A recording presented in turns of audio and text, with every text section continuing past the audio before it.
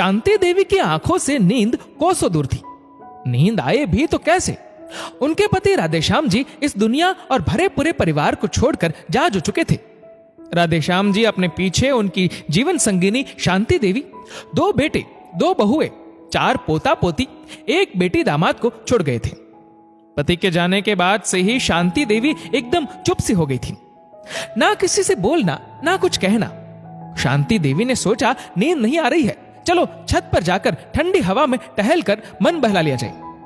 छत पर जाने के लिए सीढ़ियां चढ़ ही रही थी कि उन्हें छत पर से कुछ आवाजें सुनाई पड़ती है।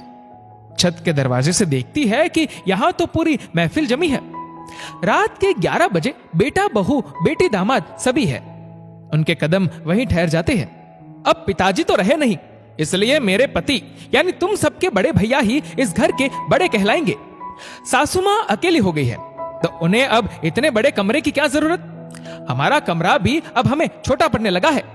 उनका कितना बड़ा और कितना आलीशान कमरा है, इसलिए सासू मां और ससुर जी का कमरा अब हम ले लेंगे और सासू मां को हमारा कमरा दे देंगे। बड़ी बहू नंदिनी ने अपना फरमान सुनाया। शांति देवी को तो अपने कानों पर विश्वास नहीं हो रहा था। जिस बहू को वह अब तक गाय समझती थी, उसने आज अपने सिंग दिखा दिए। शांति देवी को अपनी बड़ी बहू नंदिनी बहुत प्रिय थी, क्योंकि वह कभी पलटकर जवाब नहीं देती थी। छोटी बहू वंदना से तो 36 का आंकड़ा था, क्योंकि वह गलत बात का तुरंत विद्रोह करती थी। सास हो या ससुर, गलत के खिलाफ अपनी बात कहने से वंदना कभी नहीं डरती थी। बड़ी बहू ने तो अपने दिल की बात कह दी। बेटी भी कहां पीछे रहने वाली थी।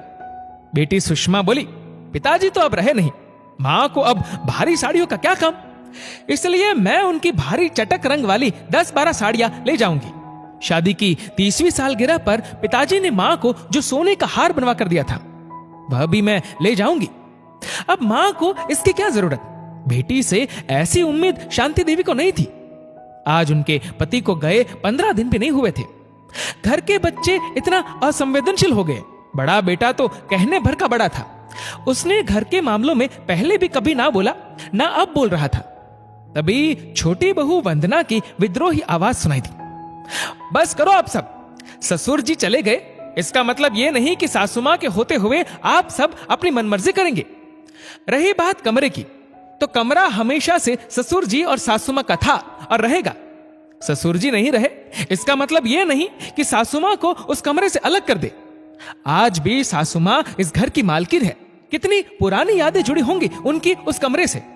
रही बात आपके कमरा छोटा होने की, तो अब आप अपने बच्चों को सासू मां के पास भी सुला सकते हैं, जिससे सासू मां का अकेलापन भी दूर हो जाएगा और बच्चों को उनसे कहानियां व लोरी सुनने का मौका भी मिलेगा। वंदना ने अपनी जेठानी नंदिनी से कहा, और सुषमा दीदी, आप बेटी होकर अपनी मां के प्रति इतनी असंवेदनशील कैसे हो सकती है? आज के जमाने में आप ऐसी सोच रखती है कि पति के गुजर जाने पर पत्नी अपने पसंद के रंग की साड़ी नहीं पहन सकती। ससुर जी सासू मां को हमेशा चटक रंगों में देखना पसंद करते थे।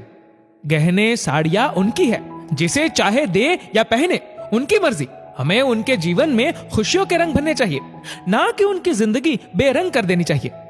छोटी बहू ने कड़े शब्दों में अपनी जेठानी और ननद की गलत बातों का विरोध किया। शांति देवी के दोनों बेटों ने भी सर हिलाकर अपनी सहमति दर्शा दी। शांति देवी चुपचाप अपने कमरे में वापस आ गई। उन्हें अब समझ आ चुका था कि जिस बहू को उन्होंने पत्थर समझा, वो तो हीरा निकली। दोस्तों, इस वीडियो को लेकर आपकी क्या राय है, नीचे कमेंट करके जरूर बताएगा। और अगर आपको वीडियो अच्छा लगा हो तो इस वीडियो को लाइक करेगा, शेयर करेगा ज्यादा से ज्यादा लोगों तक। और ऐसे ही और भी इंस्पिरेशनल वीडियोस के लिए सब्सक्राइब करें हमारे यूट्यूब चैनल को और फेसबुक पर फॉलो करें हमारे पेज को। धन्यवाद।